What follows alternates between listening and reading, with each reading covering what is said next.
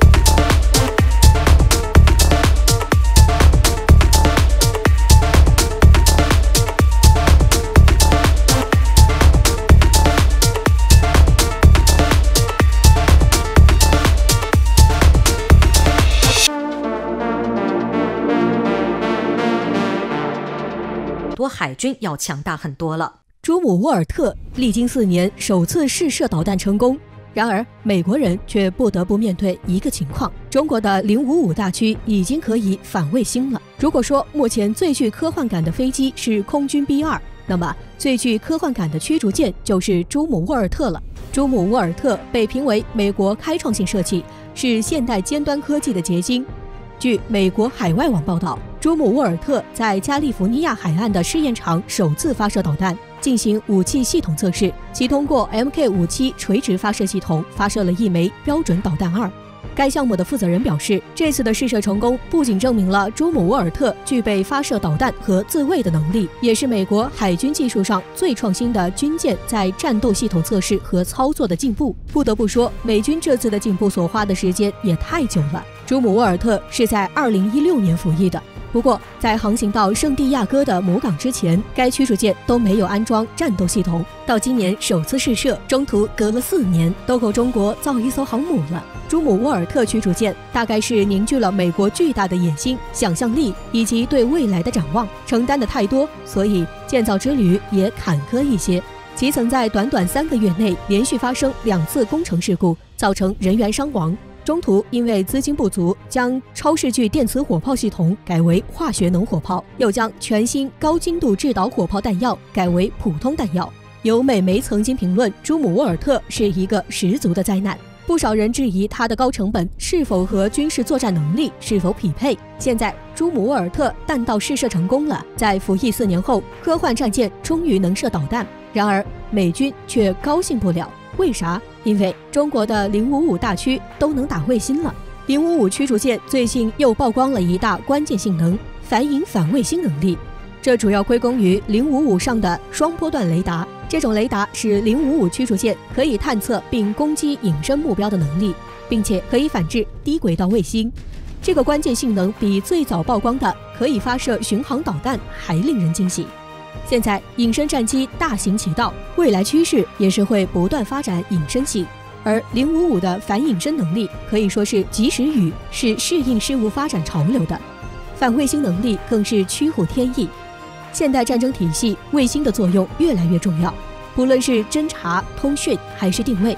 卫星融入到了方方面面，就像一张巨大的网，将作战环节包裹在内。而055驱逐舰的反卫星能力就是撕破这张网的利剑，中国航母编队的作战能力将会因此有一个飞跃。值得一提的是，055驱逐舰的反卫星能力不仅是能够锁定反制低轨卫星，还可以引导中国海军的导弹射击。虽然美国疫情泛滥早已被外界熟知，但是美军内部的感染情况，尤其是环境相对闭合的海军舰队上，疫情始终被五角大楼刻意隐瞒。不过，随着五角大楼最高级别会议上的感染源出现，美国海军的感染情况彻底瞒不住了。据美国军方海军时报在当地时间10月10号报道了美国海军作战部部长麦克吉尔迪上将在9月30号的一份信函，透露了美国海军的疫情现状。该上将在信函中指出，目前美国海军全舰队中超过190艘出现了新冠病毒的案例，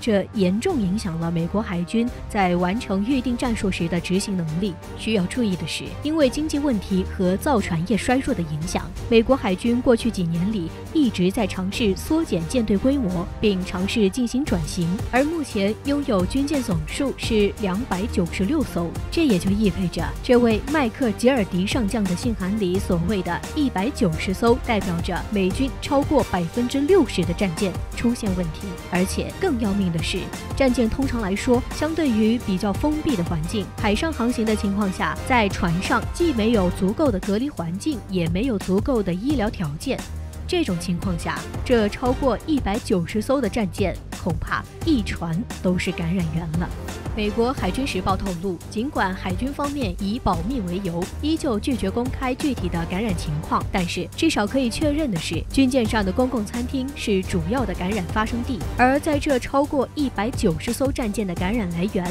目前尚不得知。这其中包括了在海上航线时被发现的病例，也发现了停靠港口休整时被检测出来的病例。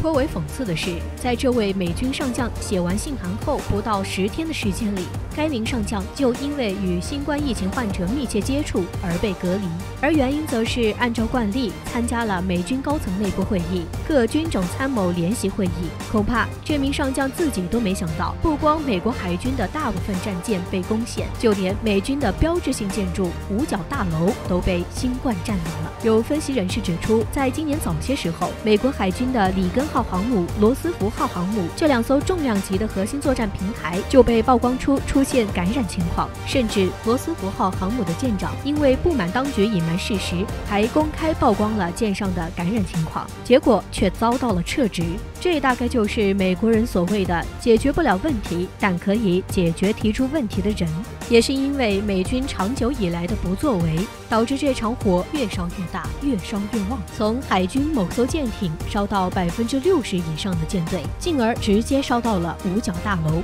而更讽刺的是，自己内伤不治，却依旧要坚持在我国南部海域惹是生非，挑动地区矛盾。这充分证实了美国的存在就是当今国际和平与安全的最大威胁。美国海军打算在2045年前将舰艇数量增加到500艘，为何俄专家称是徒劳？中俄海军发展或比美海军换装计划更快。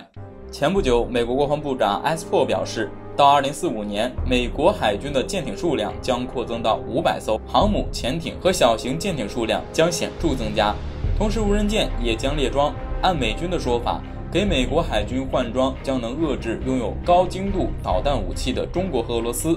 但对此俄专家却并不看好。10月9号，针对美国海军想把舰艇数量增加到500艘这件事，今日俄罗斯电视台网站发表了一篇题为《五角大楼面临的新挑战：美国海军的500艘舰船和潜艇是否足以遏制俄罗斯和中国》的报道。在报道中，有俄专家指出，等美国海军新舰艇投入使用时，俄罗斯和中国的新研究成果将使美国海军舰队的扩张变得徒劳。俄专家的话并不是在无的放矢，就像美国自己说的那样，在西太地区，中国的高精度导弹武器一直是美国海军的最大威胁。此外，近年来中国海上军事力量的快速增长也让美国感到了压力。可以说，中国快速增长的军事实力，使得在面对美国时，中国的优势越来越明显，严重阻碍了美军在亚太地区践行所谓的美国优先。经过多年的发展，中国海军已经被打造成为一支世界一流海军。与美国海军之间最大的差距就是核动力航母，但在美国五角大楼的换装计划中，美国海军核动力航母的数量没有增加，甚至可能有所缩减。即使真的如艾斯珀所说，2045年美国海军顺利完成这项换装计划，届时中国可能已经有6到8艘航母，其中应该包括多艘核动力航母，反而是进一步拉近了与美国海军的差距。其实类似的计划，美国之前不是没有提过。俄罗斯军事专家阿列克谢列昂科夫就表示，早在2017年，美国总统特朗普就下令将军舰数量增加到355艘，也就是所谓的355舰计划。